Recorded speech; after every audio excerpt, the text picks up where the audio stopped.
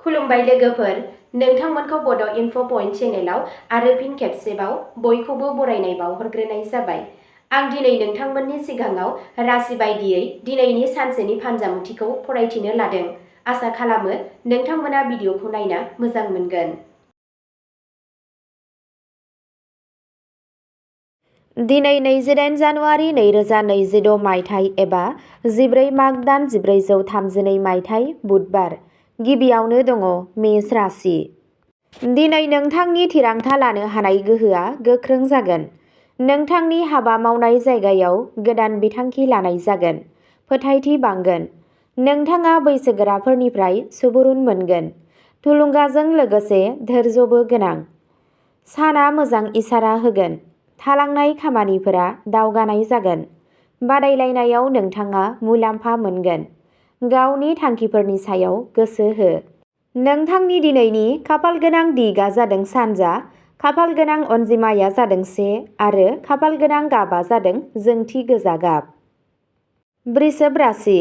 दिनै नोंथाङा दिदोमथि आरो गोजोनखौ मोनदांगोन। नखरजों सोमोन्दो गोनां मोजां खौरां फैनो हागौ। रांखान्थियारि सानथांखिफोरा जौगागोन। गावनि आखुआव गोदै लाखि। नोंथांनि खस्थ'नि फिथाइया लासै लासै फैगोन। साना फोथायजाथाव जागोन।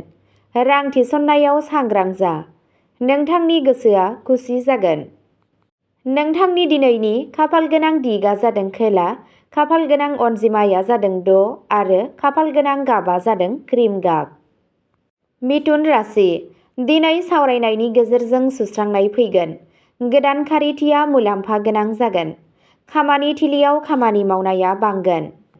लोगोफोरा हेफाजाब होगोन। मोनसे गुसुं दावबायनाया जाथावना। साना थाबैनो बारलांगोन।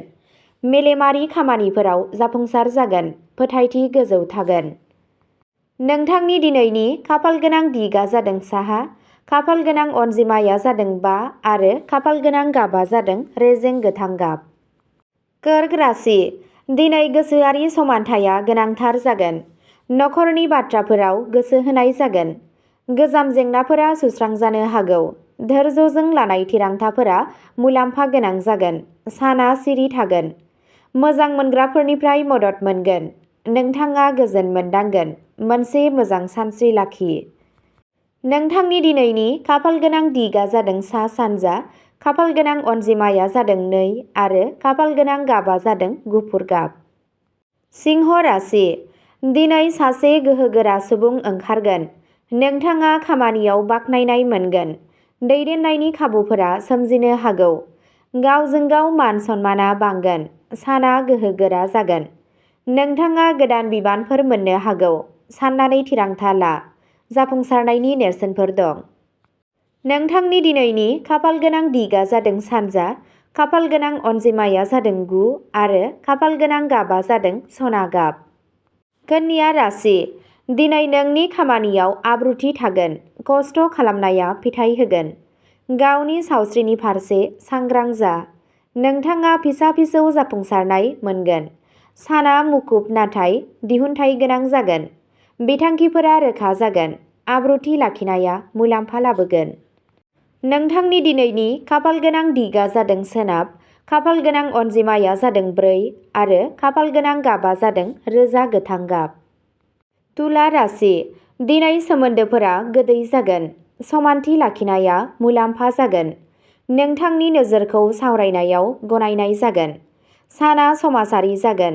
गोसोआ खुसि थागोन। हेफाजाब होनायनि गोसोआ गोख्रों जागोन। सोरजिलु हाबाया जाफुंगोन। नोंथांनि दिनैनि खाफाल गोनां दिगआ जादों साहा, खाफाल गोनां अनजिमाया जादों 7 आरो खाफाल गोनां गाबआ जादों गलापि गाब। वृश्चिक राशि। दिनै नोंथाङा गावनि थांखिफोरनि फारसे सांग्रां जागोन। आन्दोनि नाजानाया जाफुंसार जानो हागौ। सहायनाय आरो संयम लाखिनाया गोनां। मोनसे गोजाम जेंनाया सुस्रांजागोन। साना थिरांथा लागोन। गावजों गाव फोथायनाया गोख्रों जागोन।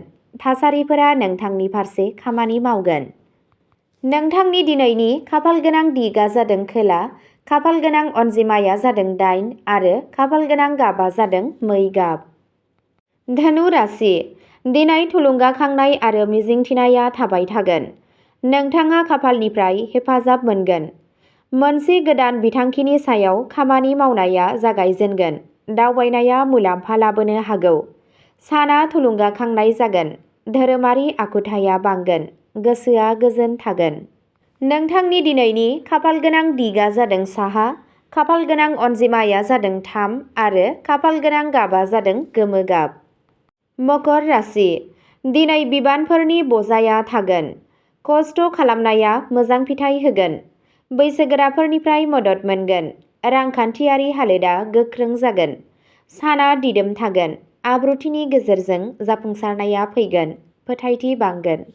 नोंथांनि दिनैनि खाफालगोनां दिगा जादों खोला सोनाब, खाफालगोनां अनजिमाया जादों 10 आरो खाफालगोनां गाबा जादों सिलर गाब। कुम्भ राशि। दिनै गोदान सानस्रिफोरा नोंथांखौ गोसो बोहोगोन।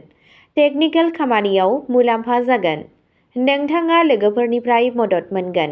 साना मोजां जागोन। गोदान दिहुनथायनि गेजेरजों जाफुंसारनाया फैगोन। नोंथांनि गोसोआ खुसि जागोन। फोथायनाया गोख्रों जागोन। नोंथांनि दिनैनि खाफालगोनां दिगा जादों साहा, खाफालगोनां अनजिमाया जादों 11 आरो खाफालगोनां गाबा जादों निला गाब। मीन राशि। दिनै गोसोआ समानथि जानानै थागोन। नोंथाङा सोरजिलु खामानिफोराव नांथाबगोन। गोसोआरि सानस्रिया बांगोन। साना गोजोन लाबोगोन। गोसोआ गोख्रों जागोन। ध्यान आरो गोसोआरि हुदाया मुलाम्फा गोनां जागोन। नोंथांनि गोसोआ गोजोन मोनगोन। नोंथांनि दिनैनि खाफालगोनां दिगा जादों सोनाब, खाफालगोनां अनजिमाया जादों 6 आरो खाफालगोनां गाबा जादों अख्रां गोथां गाब। अब्ला दिनैनि भिडिअ'आ बेखिनियावनो जोब्बाय। एसेनोसै, गोजोन्थों।